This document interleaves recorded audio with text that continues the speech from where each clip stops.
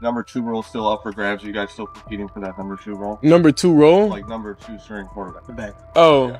honestly, bro, I really don't look into that. I don't care.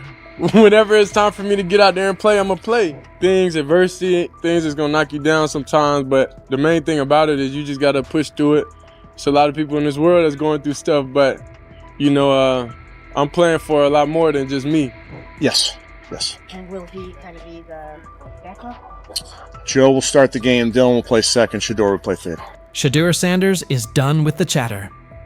After head coach Kevin Stefanski slotted him as the third-string quarterback behind Dillon Gabriel, he didn't blink. No panic, no backpedaling, just steady confidence. He made it clear he won't get caught up in labels or outside noise. Say what you want, but when the stage is brightest, he intends to be brighter. Sanders isn't wasting energy on distractions. He's locked in, focused, and ready to let his play speak for itself the moment he steps on the field. Whenever it's time for me to get out there and play, I'm going to play.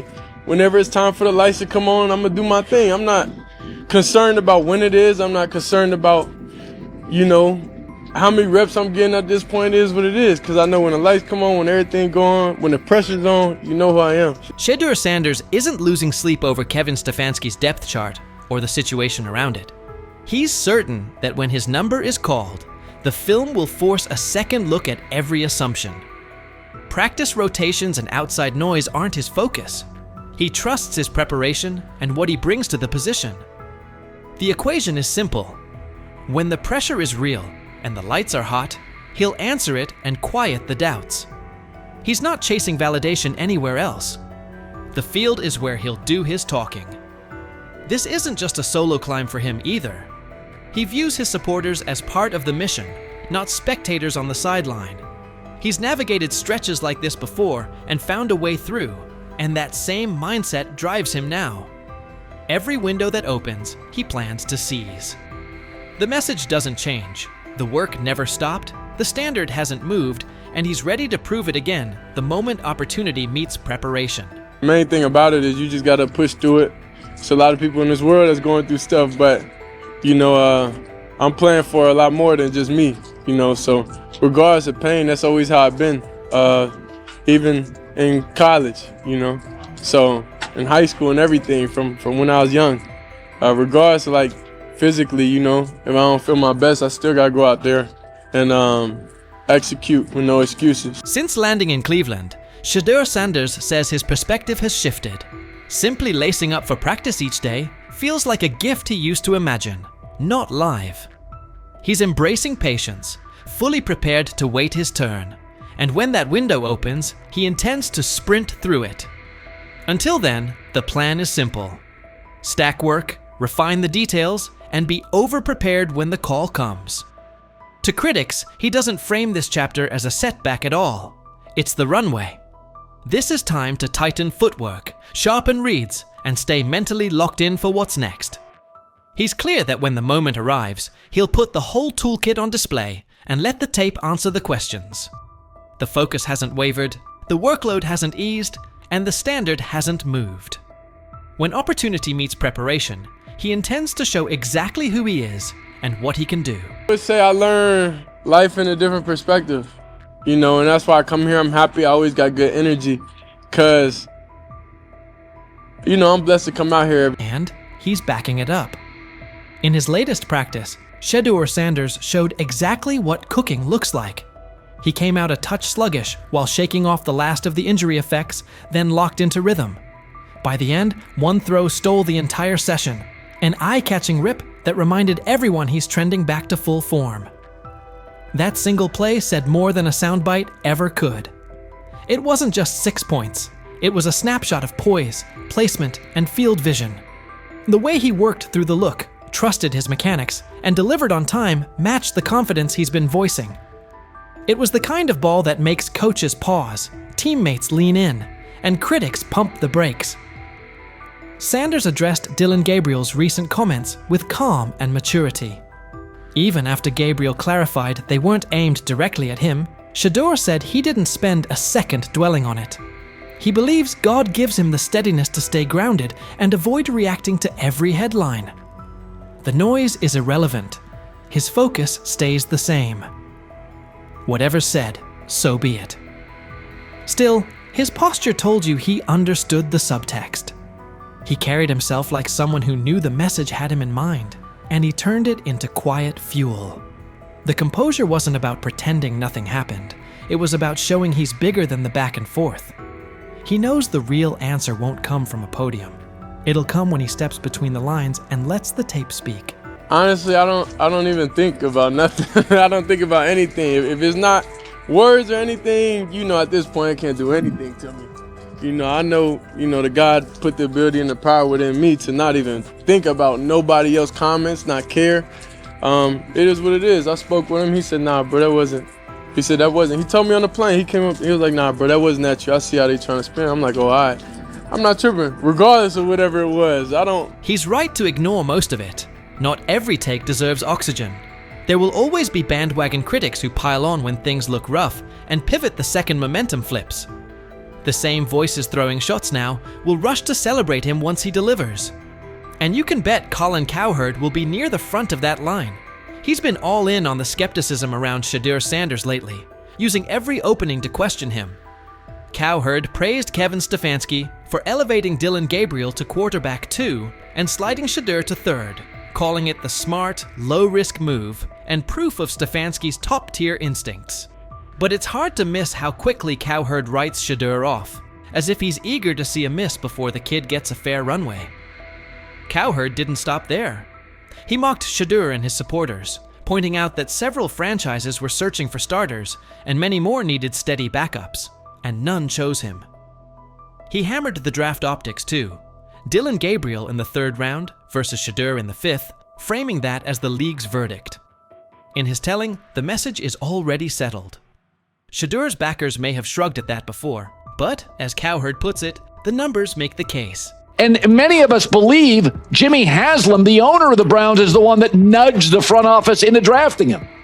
So the Browns drafted Dillon Gabriel 2 rounds before. So you can run to your Reddit board and dogpound.com and say it's a conspiracy, but the whole league told you he's a 5th-round quarterback. And the Browns are telling you, Kevin Stefanski, who won 11 games in 2023 with nonsense in a division with the Ravens, in the AFC. Shedeur Sanders' time in Cleveland is turning into a story of resilience, focus, and quiet resolve.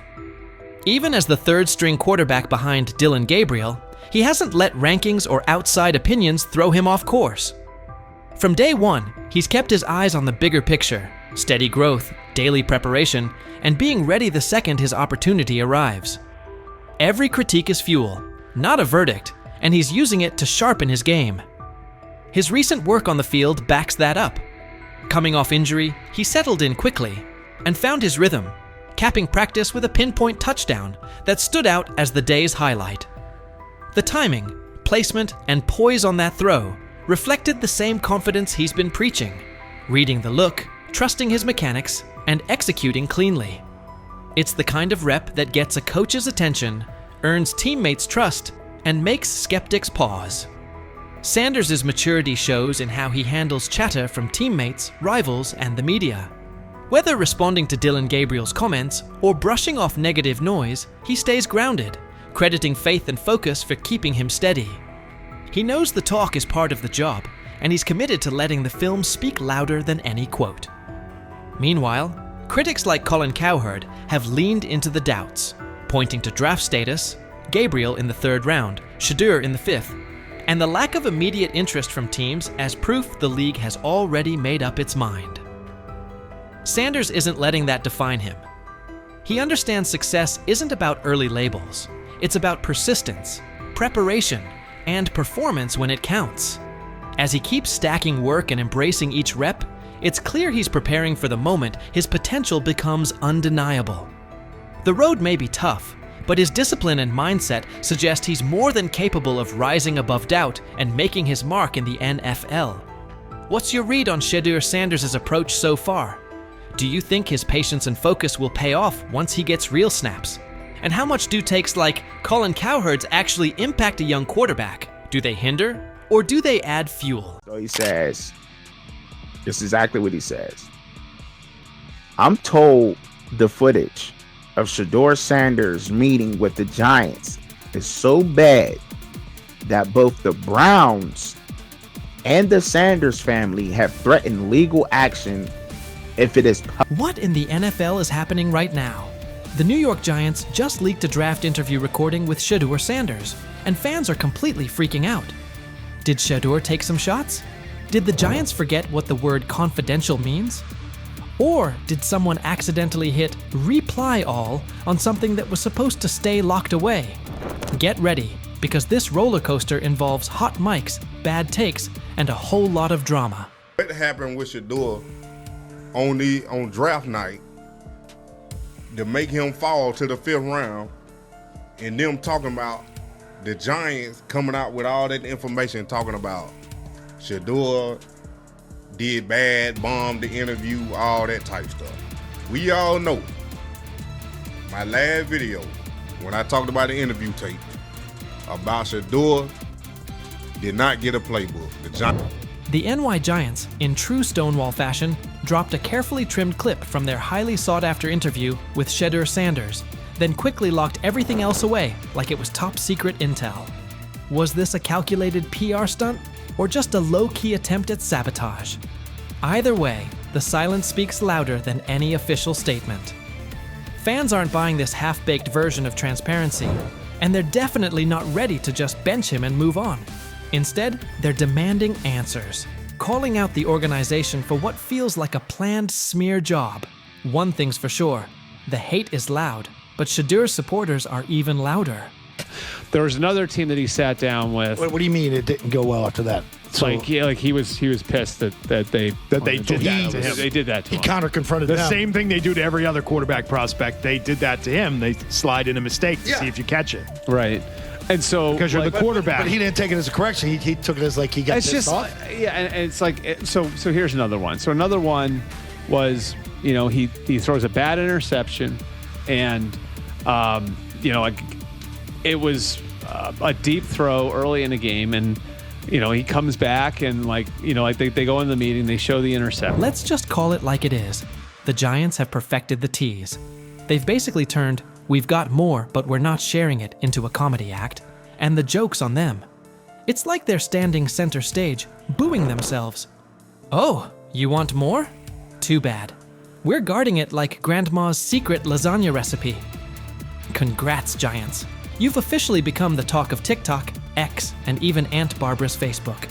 Yep, the holy trinity of online outrage. This whole thing screams drama, screams petty, and definitely screams PR disaster in a fitted cap. Just release the full tape before fans start pulling up to headquarters with pitchforks. And popcorn. GM is getting fired. The GM, who was that nigga that Jaden Daniels. The GM is on film that the nigga's son, the nigga asked his son last draft, yo, who you think I should pick? His son like, yo, you need to get the Jaden Daniels nigga, B. This is what his son, it's on tape. You should go Jaden Daniels. He laughing at his son.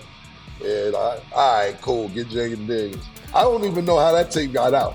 I wouldn't have let the shit get out personally. Meanwhile, Shedeur, the latest poster boy for maybe the Giants don't like talent unless it's dressed in blue and red confetti, is soaking it all in like it's just another day at practice. And here's the best part of the irony. The Giants tried to label him as all hype, no substance, a paper tiger. But instead, they accidentally turned him into the hottest name being mentioned by every sports analyst out there. They tried to bury the story, but somehow ended up stamping it in bold. It's the classic case of ignoring a trending conversation for so long that sure, people get annoyed, but at the same time, they keep your name alive better than your own PR team ever could. It's funny. New York Giants, where these tapes at? You hear me? Because if Shedeur Sanders was so unprofessional, y'all would have leaked the tapes for the whole world could see, right? Because understand, it's a lot of he say, she say. But one thing I do know, as a young black man growing up in this world, being straightforward and not sugarcoat anything. Oh, this narrative is pure gold. Giants PR completely skipped subtlety and went straight to the "we don't like his dad" playbook. A move so awkward, it's like trying to dunk and ending up in a kiddie pool. You can almost picture them brainstorming it. Yeah, we're just not fans of QB families that aren't ours. Because nothing screams professionalism quite like having zero self-awareness.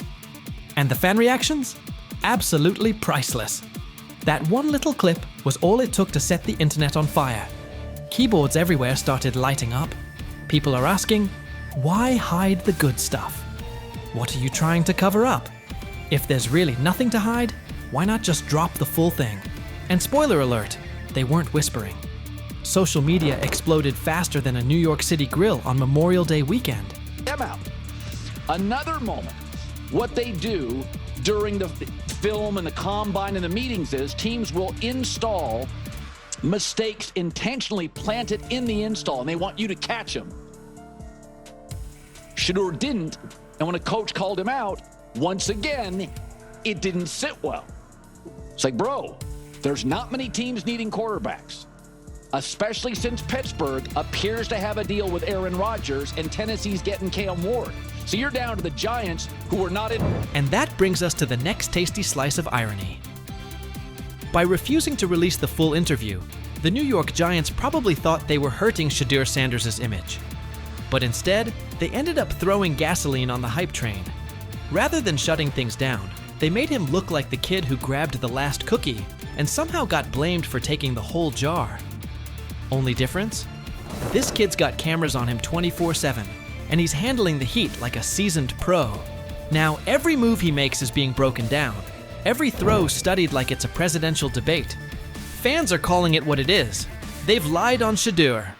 Some say the Giants just don't like his dad, and honestly, that might be true. Maybe this whole thing was just a cheap shot at Deion Sanders by extension. But here's the plot twist. The harder they try to drag him down, the more interesting his story gets. The Giants accidentally turned Shedeur into a walking headline, a controversy in cleats. They tried planting doubt, but all they really did was create buzz. He's no longer just a top draft pick. He's now a symbol of resilience, a narrative goldmine, and living proof that real talent doesn't fold under pressure. It levels up. And at this point, even if the Giants wanted to, there's no turning off the spotlight. Okay, so probably the most fun yet the most difficult thing I cover and we cover all year long is not games. It's the NFL draft. Because I've said this many times, you get lied to for a month to 2 months up to it. And so often during the draft, and every few drafts, there's a guy that really falls, precipitously falls. This year it was Shedeur Sanders, it's been Aaron Rodgers, it's been Dan Marino. Every few years somebody falls a lot. And so, but those stories don't come out until like the fall and after. Let's not overlook the fact that the hate is so strong, you could bottle it up and sell it as radioactive cologne. You can practically watch it leaking out of Giants HQ like toxic sludge straight out of a bad superhero origin story. But here's the twist. Maybe that's their superpower. Maybe the New York Giants really believe they're cooking up some secret formula, a cocktail of manipulation and media spin. But here's the thing. Every bit of shade they throw at Shedeur Sanders only makes his story bigger. Every time they try to box him in as some overhyped diva or question his character, they accidentally hand him another viral moment. And now, he's the underdog hero rising through the smoke. Let's be real. This isn't just about football anymore. This is about narratives, control, and how the establishment absolutely loses it when they're no longer holding the pen. And the real kicker? They still won't release the full interview. You've got NFL fans, media heads, and entire Reddit threads all chanting, "Drop the tape." Like it's some long-lost Beatles album. Meanwhile, the Giants are just sitting there, staring into the void like nobody saw this mess coming. Now, I don't know if it ever gonna get leaked or not. The tapes, the New York Giants have the tape. They definitely have the tape. It's confirmation that they have the tape. Shedeur didn't do nothing. It's what they saying he did. I'm gonna tell you what these mixed reaction right here. So we already know about the New York Giants, but the Pittsburgh Steelers head coach Mike Tomlin reported Miles Sanders' talent, but hesitated to draft him due to previous challenges with quarterbacks like Russell Wilson and Justin Fields, leading to more cautious approach. Las Vegas Raiders. Sanders met with Raiders at the NFL scouting combine and expressed enthusiasm about potentially joining the team. His familiarity with the West Coast offense and quick release was noted positive, though concerns about his ceiling. An opportunity now in Cleveland with a quarterback situation that, honestly, he can come out of and win the job. I think he'll do well. I really do. I think the kid works really hard. I think he loves the game of ball. And when it comes down to it, if you have a guy like that loves the game, obviously grown up around it his whole life, I think he'll be successful. He has a tremendous luxury to change plays at the line of scrimmage and what he sees. But you got to take into account that this kid has started every game in his high school career. This kid has started every game in his college career but one. He's seen a lot of football. So it's not too many complex defenses that you could throw at him that he hadn't seen. He's seen all of them. What happened behind the scenes in Miami last week left NFL scouts, general managers, and team owners completely shocked. Shedeur Sanders put on a performance that was so sharp, so precise, that even the most experienced talent evaluators, people who've been doing this for decades, are now second-guessing everything they thought they knew about quarterback play. The buzz started quietly on Tuesday. By Friday, it was all anyone in football circles could talk about. And now it makes total sense why Deion Sanders has been so confident about his son's NFL future. What you're about to hear could seriously shift the way you see the 2025 NFL Draft. But before getting into the details of that private session, take a second to think about this. How many times have we seen quarterbacks hyped up only to fall apart under real pressure? How often do college stars shine in the NCAA but fold when they step into the NFL's high-stakes environment? The league's history is full of QBs who looked unstoppable in college but couldn't cut it at the next level. That's exactly why what Shedeur did last week is so unbelievable. This wasn't a flashy highlight reel against weak college defenses. It wasn't a carefully edited clip designed to go viral. This was a real, high-stakes NFL-style workout, with all the pressure you can imagine. Here's what we know. About 3 weeks ago, word started to get around that Shedeur had scheduled a private workout in Miami. But this wasn't just any workout. It took place at a top-tier training facility, the kind of place where legends like Tom Brady and Aaron Rodgers go during the offseason to sharpen their skills. It's a spot known for its privacy and intensity, far away from media noise. But here's where things got really serious. Shedeur didn't just bring in a few position coaches or local scouts.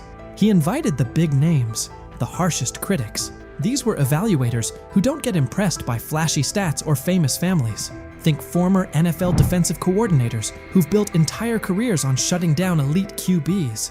Think scouts who've analyzed everyone from Peyton Manning to Patrick Mahomes. And they all showed up. Every one of them. Inside the facility, the vibe was intense. 15 NFL decision makers, execs, scouts, and coaches were spread across the field. Clipboards out, stopwatches ticking, no smiles, no reactions. Just stone-faced pros who don't hand out compliments lightly. Then Shedeur walked onto the field. No hype, no background music, no cameras trying to catch a viral moment. Just him, carrying the weight of his family name and the hopes of Colorado fans everywhere. The place went silent. And what followed? That's when everything changed. I think he's done a great job. He's a super nice kid. Those guys, the people I work with that interview him and stuff, he's a great guy. He's just got to, he's got to kind of put himself under the radar and work every day, which he seems to be doing. The first drill looked pretty basic on the surface. 40-yard throws to stationary targets. Seems simple, right? Not exactly. These weren't college-level wideouts standing out there. They brought in former NFL receivers, guys who really understand how to create separation and run routes with pro-level precision. These are the kinds of receivers who can truly expose whether a quarterback has what it takes or not. Shedeur steps up to the line. First throw. Absolute laser. 40 yards, fast and clean. Tight spiral, right on target. Hits the receiver perfectly in stride. Scouts glance at each other, but no reactions yet.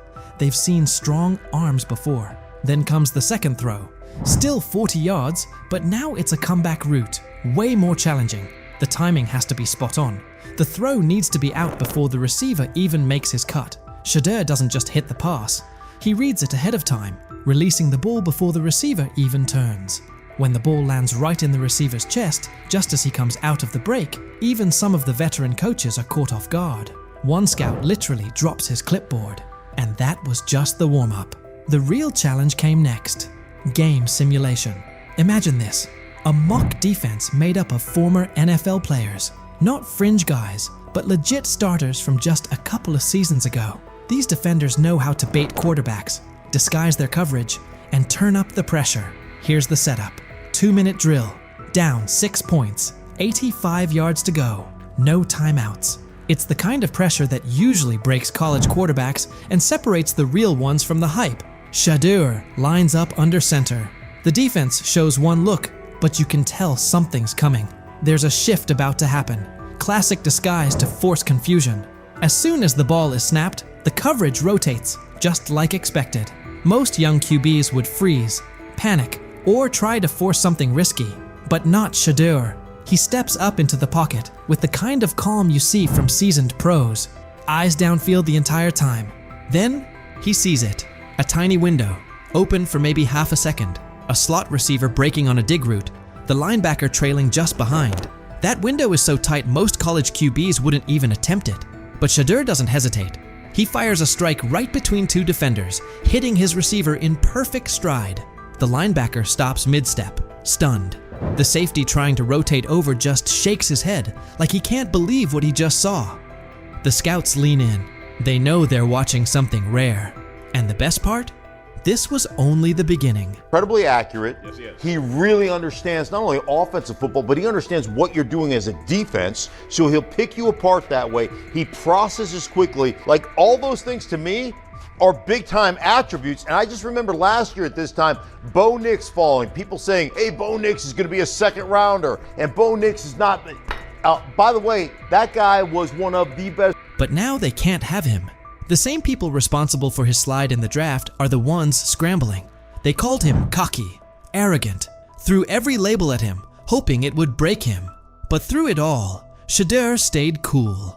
He didn't let the noise shake him or throw him off course. His mindset never wavered.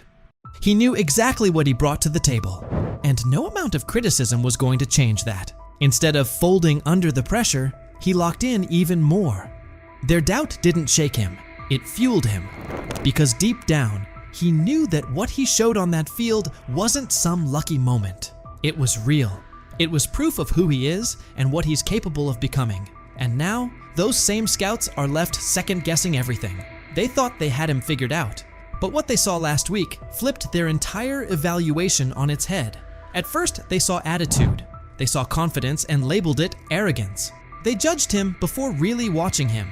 But Shedeur didn't let it affect him. Instead, he showed exactly who he is when the lights are the brightest. And now those same scouts, the ones who once questioned if he had what it takes, are sitting in silence, unsure of what they just witnessed. His performance is making waves, and suddenly their early opinions are starting to look shaky. They didn't just see a strong-armed college quarterback out there.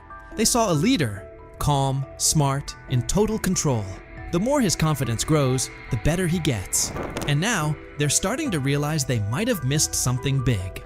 What they once brushed off as ego now looks more like confidence that can't be rattled.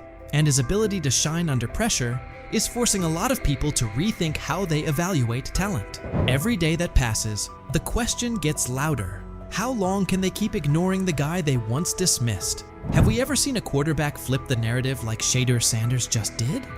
How often do players get counted out because of assumptions or snap judgments? How many times is confidence mistaken for arrogance? And how much potential gets overlooked because of it? Maybe this is that turning point. Maybe those very traits we criticize in young players are actually the ones that turn them into something great. What if Shedeur is exactly the kind of quarterback the league's been missing? What if we're watching the start of something special? So what do you think? Could Shedeur Sanders be the real deal? And what kind of impact will his rise have on the 2025 NFL Draft?